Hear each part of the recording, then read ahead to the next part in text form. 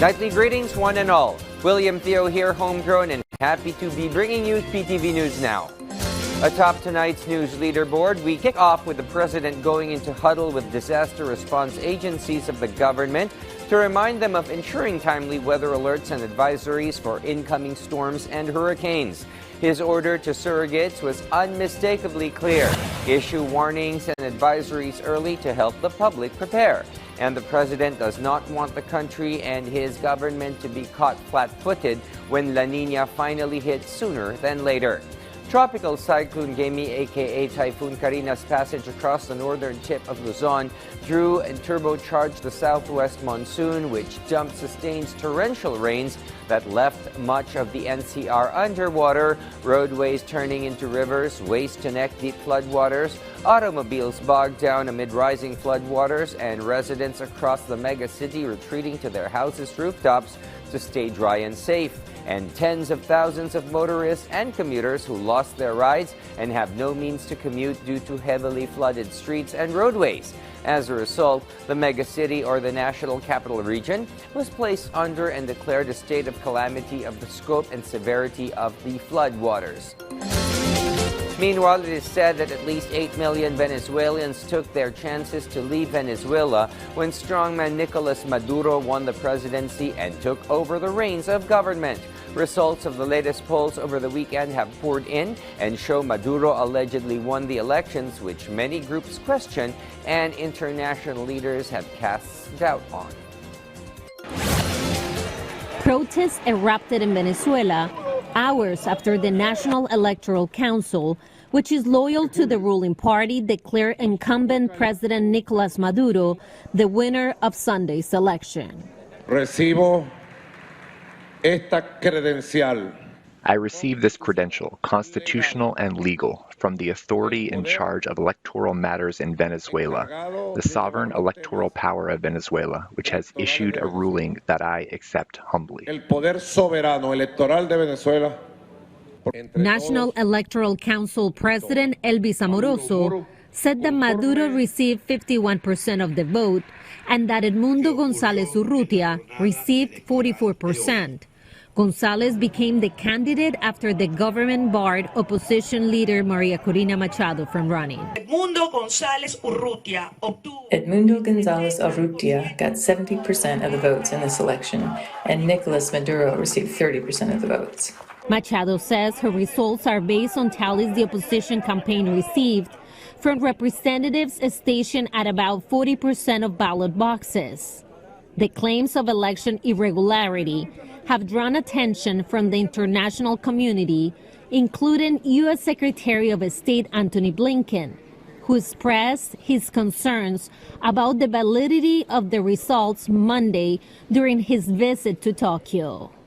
It's critical that every vote be counted fairly and transparently, that election officials immediately share information with the opposition and independent observers without delay, and that the electoral authorities publish the detailed tabulation of votes. In a letter, Argentina, Costa Rica, Ecuador, Guatemala, Paraguay, Peru, the Dominican Republic, and Uruguay shared their profound concern about the vote and requested an urgent meeting before the Organization of American States. But one analyst says internal, not external, pressures may be needed to effect change. I think change, if it happens, is going to have to come within Venezuela rather than from abroad. And I don't think this is over just yet. Maduro doesn't rule alone. Both he and key figures in his inner circle know that he's not going to be able to govern a country in flames. On Monday, Venezuelan Attorney General Tarek William Saab accused Machado and other opposition members of attempting to hack of the country's electoral system. No evidence has been provided. I think we're going to see greater and greater repression in the next few days in Venezuela. So far, we've already seen attacks against Maria Corina's campaign and threats against her person in recent months, and I think the government's likely to escalate that. On Monday, Panama's President José Raúl Mulino announced a break with Venezuela.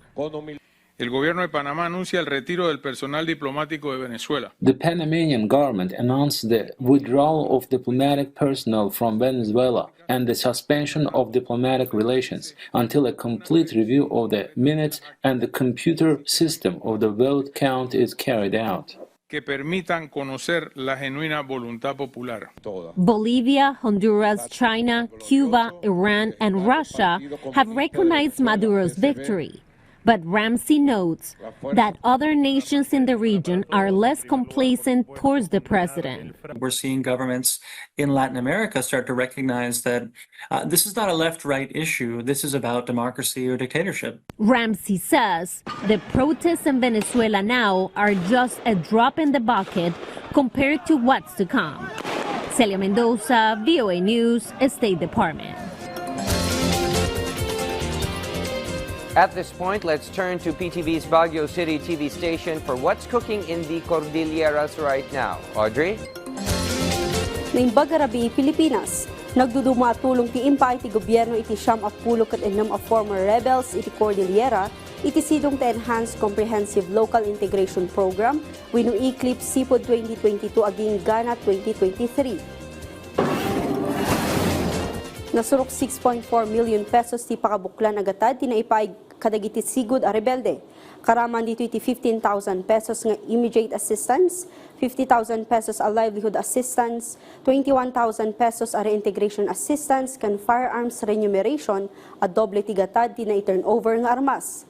Sigun iti DILG adda dagiti ECLIP committee dagiti LGU amang monitor kadagiti former rebel tapno saan da nga agsubli iti grupo. Guy-guy-guyan ti ahensya dagiti lokal a gobyerno ang mangipaay iti insentibo kadagiti sumsuko kan rebelde kan kadagiti informants kas iti aramidan ti gobyerno probinsyal ti Apayao.